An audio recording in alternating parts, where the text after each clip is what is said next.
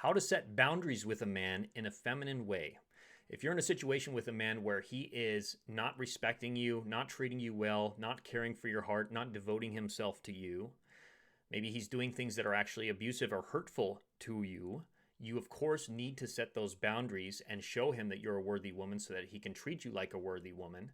And also that you show yourself that you're a worthy woman and show your standards that you deserve and believe that you will be treated well by a man and that you should be treated well by a man. He should care for your heart. He should devote himself to you. He should protect you and be your provider, your hero, not trying to disrespect you or do the other things.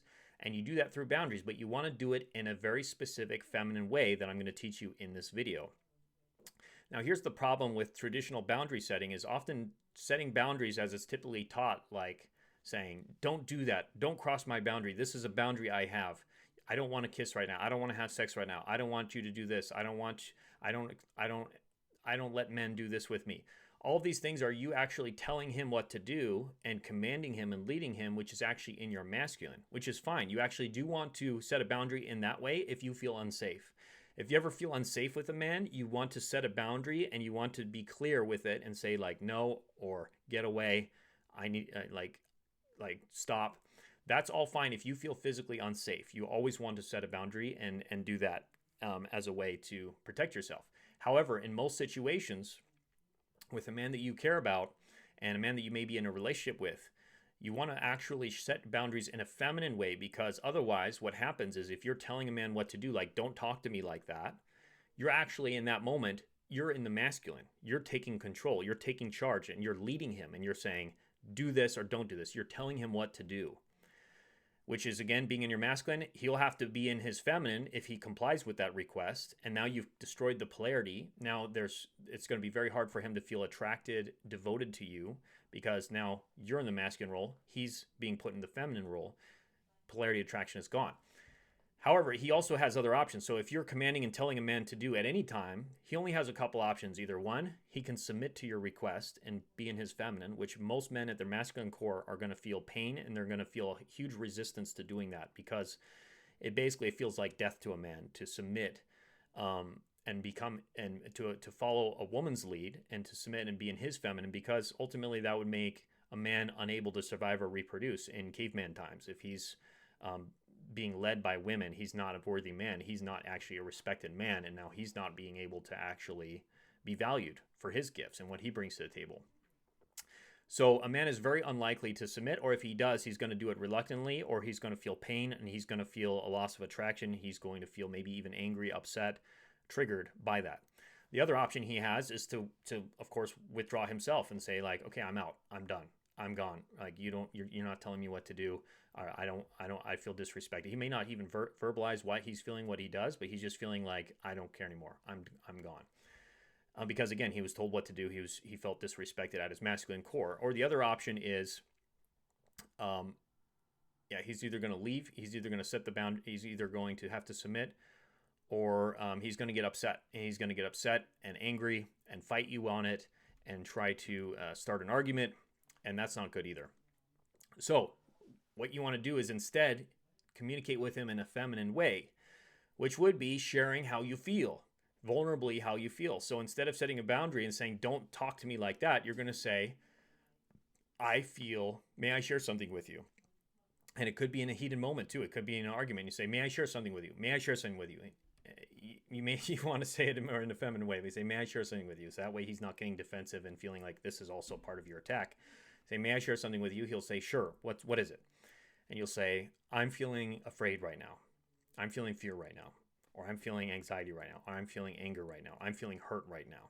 The more vulnerable you can be, the better. So try to get to the core emotion, because you may be feeling anger in the moment, but the core emotion may actually be hurt or sadness.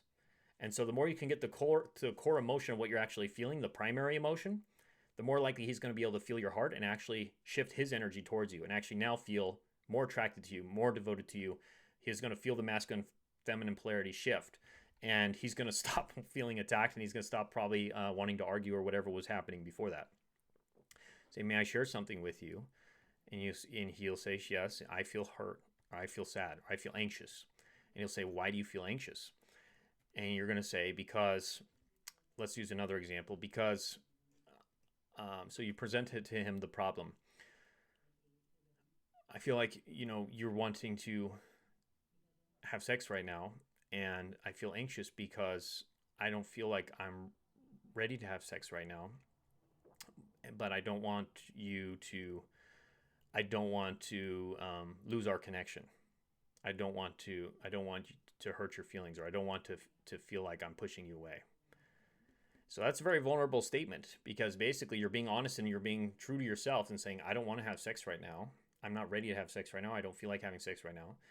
And I'm afraid because I don't want to lose the connection that we have. I don't want you to feel like I'm rejecting you. I don't want you to feel like I'm not interested or something like that. What do you want to be true to yourself? And you could even end it by saying, and I don't know what to do. And I don't know what to do, and I need help. So that's also very vulnerable. You're sharing it as a problem that now he gets to solve. He gets to say, "Oh, I want to solve your problem. So let me see how I can solve this. Like, tell me more.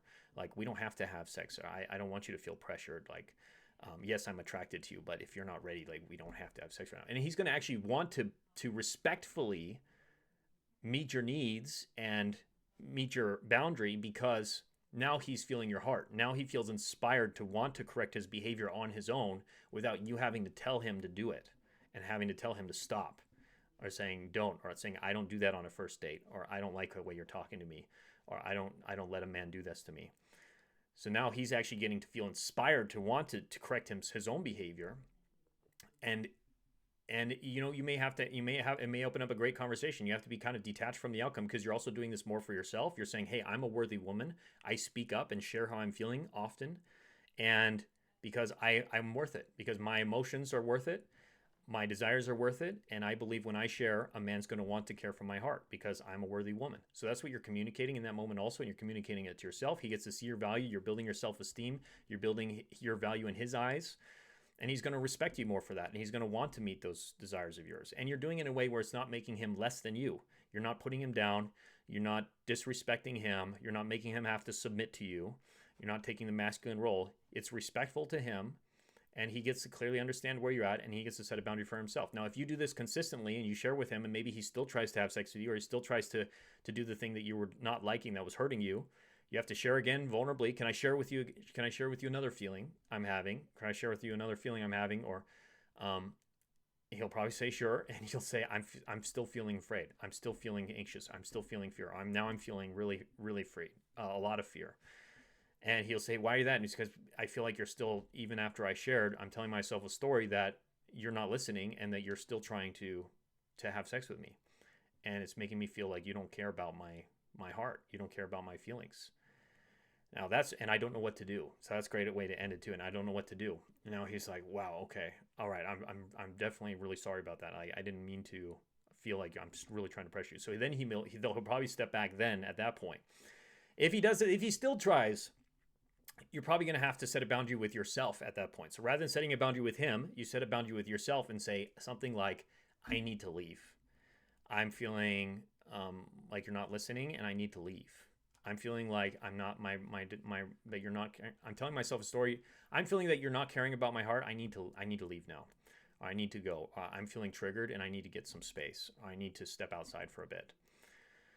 And ultimately, you have to be willing to walk away. You have to be willing to step away, walk away, detach from a man, or detach from a situation, or detach from a man if he's not meeting your desires, if he's not stepping up, if he's not meeting your standards and your worthiness. He's not meeting that, and he's not caring for your heart. Even though you're consistently sharing vulnerably, you're still not telling him what to do. You're practicing this vulnerably. You've done it authentically, vulnerably several times. You have to be willing to detach and let go. And at that point, he might be inspired to actually care, and he's going to really apologize, or he's going to shift, or he may not. And you have to be willing to let the outcome be whatever it is, because you're not doing this for him. You're not trying to control him. You're doing it for you. All this you're doing for you, ultimately. You're communicating for your own sense of feminine self-value. And he either meets it or he doesn't. So you have to be willing to walk away, step away, and then it is what it is. You have to be true to yourself. And ultimately, if you actually do leave a man who's not respecting your boundaries, quote unquote, or your feelings, we'll say he's not respecting your feelings, he's not caring about your feelings, and you had to walk away, like, he may be gone, but what you're doing now is you're raising your own sense of feminine self-value for now. So now you're becoming much more attractive to the other men around you, the other men in your world who could come into the picture, because you are saying now, I'm a worthy woman. You're proving it to yourself. by walking away. You're not just talk, you're actually proving it with your actions, that you're setting a boundary with yourself. And that's going to be the thing that'll either draw him back to you or draw another man that's much better into your world, because that man, he may just not be emotionally mature enough. He may be damaged. He may be a sociopath. He may be a narcissist. There is a percentage of men who are like that, who just will not care about your emotions, no matter how feminine you are, no matter how well you communicate it, no matter how much self-esteem and self-worth you have. He's still not going to care. He's still going to disrespect you. He's still going to try to hurt you. You have to be willing to step away from those men and set that boundary for yourself clearly, that you will not engage. Again, if a man ever makes you feel unsafe, you have to do whatever is in your power. You can step in your masculine at that point and say, no, like, get away from me, stop. But aside from that, you're training men to treat you with respect and having them want to do it out of their own desire for you, because they're now caring about your heart because you're doing it in a feminine way. Hope this was helpful. Feel free to watch it again. Share it with a girlfriend who you think needs to hear this, who you think it would really help her, who's maybe having issues with setting boundaries with guys or speaking up with guys. This will be very valuable to her. And much love. Look forward to talking to you again very soon. Should be some links as well, some gifts we have below as well. You can check those out. And for our free feminine polarity quiz, etc. And I'll talk to you again very soon. Bye-bye.